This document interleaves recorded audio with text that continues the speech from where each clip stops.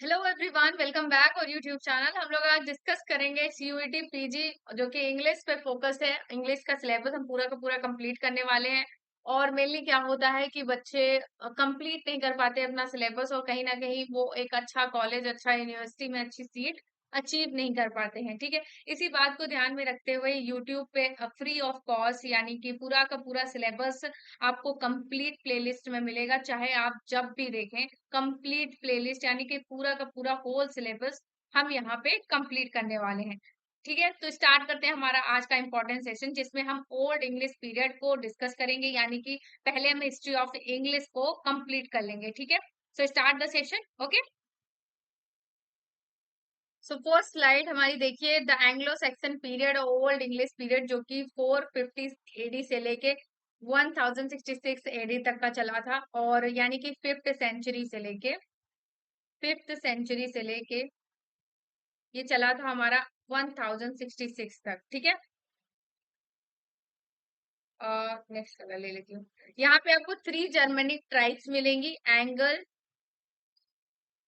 Saxons and यहाँ पे Jutes. ठीक है, ये आपको 3 जर्मनिक ट्राइब्स मिलेंगी, जो कि जर्मनी के डिफरेंट डिफरेंट एरियाज से आई हुई थी इंग्लैंड में। ठीक है, अब यहाँ पे नेक्स्ट पॉइंट क्या बनता है, this period consist of literature written in Old English in Anglo Saxon England from the 5th century AD to Norman conquest of 1066। यानी कि इस टाइम पे जो भी लिटरेचर लिखा गया अब उसे एंग्लो सैक्सन लिटरेचर या ओल्ड इंग्लिश लिटरेचर के नाम से जाना जाता है।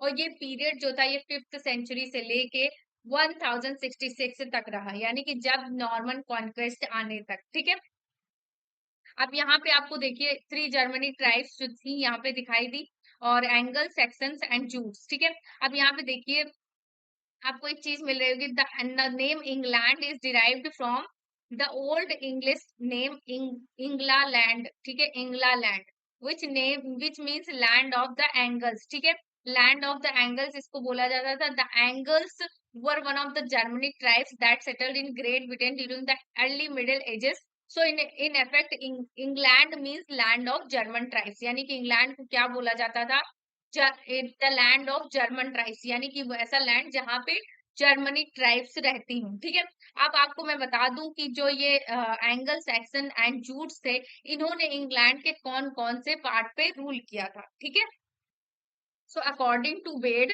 यहाँ पे देखिएगा, अकॉर्डिंग टू बेड। ठीक है, ये जो एंगल्स थे ये इंग्लैंड में कहाँ पे सेटल्ड हुए थे, तो एंगल्स सेटल्ड हुए थे एंग्लिया में। ठीक है, और जो जूट्स थे, सॉरी जो सैक्सन्स थे, वो यहाँ पे इंग्लैंड में कहाँ पे रूल किया था उन्होंने, साउदर्न इंग्लैंड में। ठीक है, साउदर्न इंग्लैंड में। और यहाँ पे जो आपको जूट्स मिलेंगे, जूट्स ने कहाँ पे रूल किया था इंग्लैंड में, तो जूट्स ने रूल किया था Kent and the Aizawl of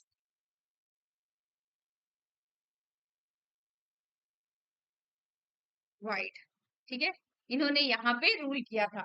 समझ में आ गया कि ये इन्होंने कहा कौन कौन से पार्ट पे इंग्लैंड में रूल किया था। और जो इंग्लैंड को क्या बोला जाता था, तो ओल्ड इंग्लिश नेम था इसका इंग्ला लैंड, जिस मीन लैंड ऑफ एंगल्स, या फिर इंग्लैंड को ये भी बोला जाता था the land of Germanic tribes. ठीक है, तो इस तरीके से हमारा ये जर्मनिक ट्राइब्स से जो भी कॉन्सेप्ट था, जो भी हमारे मिसकंसेप्शन थे, वो यहाँ पे क्लियर हो जाते हैं। नेक्स्ट देखिए कि इस टाइम पे लैंग्वेज कौन सी थी, the language brought by these Anglo Saxon settler together with some Latin and the Celtic words became Old English. ठीक है, यानी कि ये जो ट्राइब्स थी Angle and Saxon and Jutes, ये अपने साथ कौन सी लैंग्वेज लेके आए, तो ये लैटिन एंड सेल्टिक वर्ड्स को ओल्ड इंग्लिश पीरियड में इंट्रोड्यूस किया। और ओल्ड इंग्लिश पीरियड की जो लैंग्वेज थी वो बन गई यहाँ पे लैटिन एंड सेल्टिक। ठीक है, इस तरीके से लैंग्वेज से जो रिलेटेड फैक्ट था वो भी यहाँ पे क्लियर हो गया। नेक्स्ट देखिए, अब यहाँ पे आपको एक पैगान पोएट्री करके एक टर्म मिलेगा, इसका आपको मतलब पता होना चाहिए। ओल्ड इंग्लिश पोएट्री को हम डिस्कस कर रहे हैं, यानी कि ओल्ड इंग्लिश पोएट्री को सबसे पहले हम डिस्कस करेंगे, देन उसके बाद हम प्रोज को डिस्कस करेंगे। तो पैगन पोएट्री मेनली जो थी वो डील करती थी heroic, deal with heroic themes, ठीक है।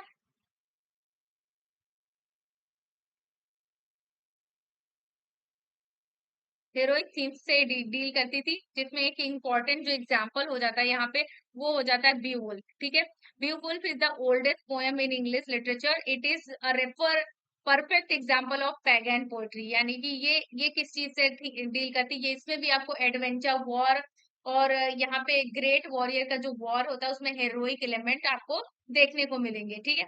It refers the ideals of the state of society which we call the heroic age, ठीक है। यहाँ पे क्या होता है कि जो बीवुल्फ थी वो एक बहुत ही हेरोइक पोयम थी, और वो उस टाइम पे जो सोसाइटी के आदर्श थे उनको वो प्रेजेंट करती थी।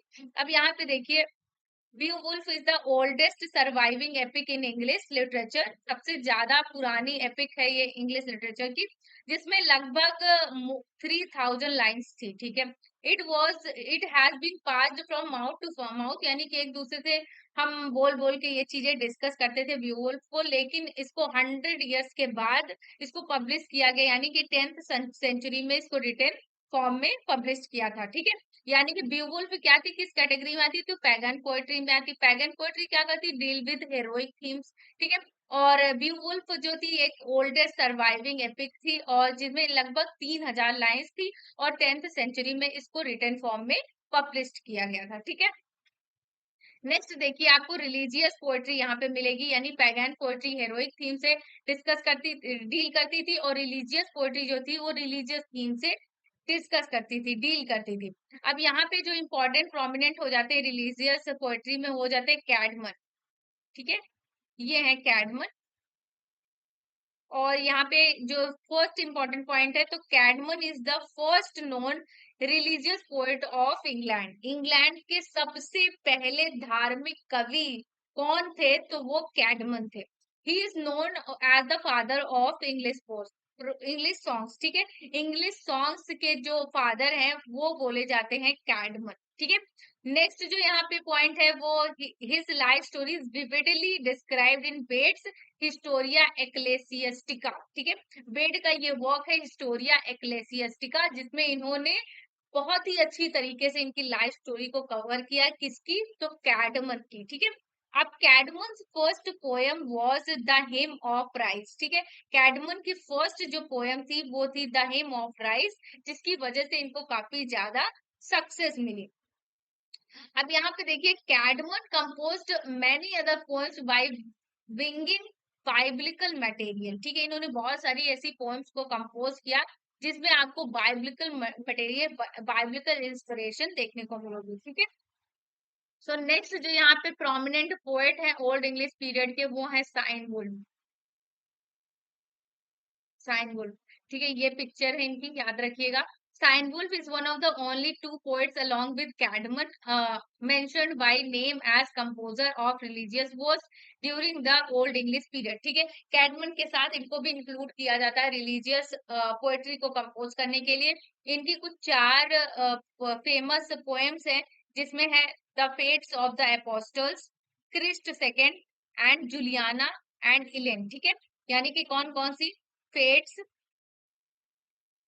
Of Apostle, of the apostle,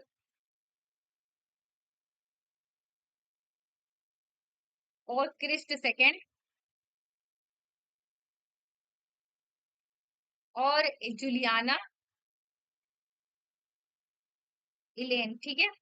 ये इनके कुछ फेमस चार पोएम्स हैं, इनको याद रखिएगा। साइन वुल्फ के बारे में, ये एक रिलीजियस पोएट थे, ठीक है।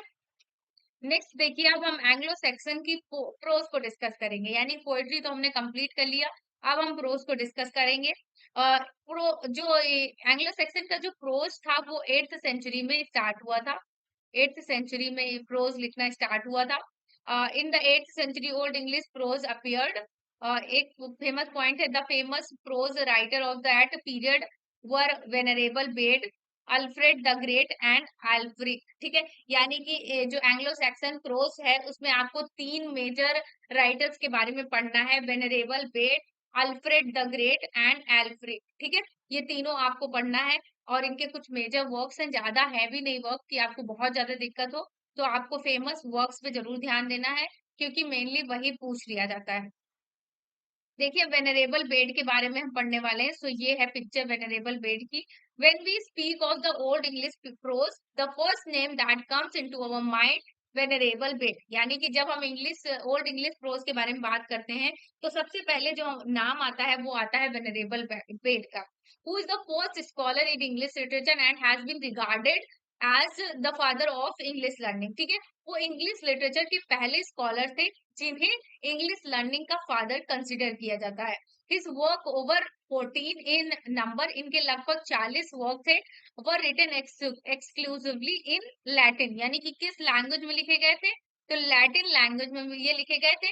The most important, the most important work जो इनका है, the the Ecclesiastical History of English literature. ठीक है, ये इनका फेमस वर्क है जिसमें इन्होंने कैडमन की लाइफ हिस्ट्री को डिस्कस किया है। कैडमन की पूरी लाइफ स्टोरी इन्होंने इस वर्क में लिखी है। कौन सा वर्क है? एस्केलियस्टिकल हिस्ट्री ऑफ इंग्लिश लिटरेचर। ठीक है, इस तरीके से वेनरेबल बेड को हमने यहाँ पे कंप्लीट कर लिया। नेक्स्ट देखिए अल्फ्रेड द ग्रेट। ठीक है, अल्फ्रेड द ग्रेट ये है, इनके बारे में पढ़िए। Alfred the great king of Wessex kingdom is another important figure in prose writing in the Anglo section period. ठीक है, अल्फ्रेड द ग्रेट जो थे वो किंग थे वेसेक्स किंगडम के, और ये प्रोज राइटिंग में काफी ज्यादा इंपॉर्टेंट रोल है इनका। During his reign he tried every means to improve education, इन्होंने अपने रेन में एजुकेशन को बहुत ज्यादा इम्प्रूव करने की कोशिश किया।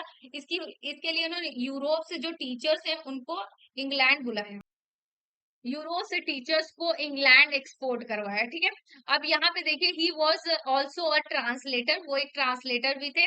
और यहाँ पे देखिए he translated some important Latin works into English, इन्होंने लैटिन वर्क्स को इंग्लिश में ट्रांसलेट किया। इसमें से एक इनका जो फेमस वर्क है द एंग्लो सैक्सन क्रॉनिकल्स। ठीक है, द एंग्लो सैक्सन क्रॉनिकल्स। ठीक है, ये वर्क याद रखिएगा, यही इनका फेमस वर्क है जिसकी वजह से काफी ज्यादा पॉपुलर है, जिसमें इन्होंने एंग्लो सेक्सन के जो पीरियड है इसके काफी सारे रिकॉर्ड्स इस पे मेंशन किए हैं। ठीक है, तो ये प्रोमिनेंट फिगर हो जाते हैं एंग्लो सेक्सन प्रोस के। ठीक है, एल्फ्रिक को देखिए, Aelfric was a clergy man. ठीक है, he wrote a large number of religious work in Greek and Latin में इन्होंने लिखा था। In his work he introduce lighter clearer and more musical prose. His Catholic homilies written in 1990 से 1992 तक provided orthodox sermons based on the church fathers. ठीक है, तो ये इनका इंपॉर्टेंट वर्क है, इसको याद रखिएगा, कैथोलिक हुमाइल्स। ठीक है, इस तरीके से एल्फ्रिक को भी हमने कवर कर लिया। अब देखिए जो एंग्लो सैक्सन जो पीरियड है वो यहाँ पे एंड होता है, कब एंड होता है? 1066 में, जब क्या होता है, the last king of Saxon Harold. ठीक है, यानी कि सैक्सन के जो किंग थे, जो सैक्सन एक जो वो ट्राइब थी उसके जो किंग थे हेरोल्ड, तो वो डिफीट कर जाते हैं William the conqueror of Normandy से बैटल ऑफ हेस्टिंग्स में। ठीक है, बैटल ऑफ हेस्टिंग्स में ये डिफीट कर जाते हैं और इस तरीके से नॉर्मन कॉन्क्वेस्ट स्टार्ट हो जाता है और एंग्लो सैक्सन पीरियड एंड हो जाता है। ठीक है, सो होप गाइस आप लोगों को हमारा ये सेशन पसंद आया होगा, ओल्ड इंग्लिश पीरियड को हमने कवर कर लिया है। Thanks for watching. अगर चैनल पे नए हैं तो आप चैनल को सब्सक्राइब करिए क्योंकि ये प्लेलिस्ट आपके लिए बहुत ज्यादा यूजफुल होने वाली है, आपको अच्छा एडमिशन दिला के रहेगी और एक बेहतर अंडरस्टैंडिंग भी देगी इंग्लिश लिटरेचर के लिए। सो थैंक्स फॉर वॉचिंग, मिलते हैं नेक्स्ट वीडियो में, बाय बाय।